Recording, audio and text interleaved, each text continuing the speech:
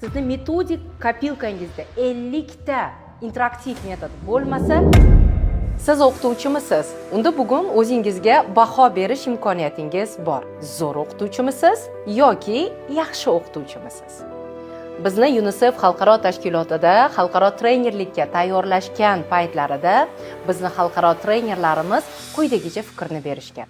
Agar hozir 21-asrda siz o'qituvchi bo'lib, sizni metodik kopilkangizda 50 ta interaktiv metod bo'lmasa, unda siz yaxshi o'rta miyoni o'qituvchisiz. Lekin 50 ta interaktiv metodingiz bo'lsa, siz zo'r o'qituvchini birinchi pog'onasida turgan o'qituvchiga aylanasiz. Ana endi sizga savol, siz zo'r o'qituvchimisiz? Bugundan boshlab o'zingizda mavjud interaktiv metodlarni sanang va o'zingizni metodik yig'mangizni yarating va aniqlab oling. Qanday o'qituvchisiz? Kommentariyalarda nechta metodingiz borligini aniqlab yozib qoldiring.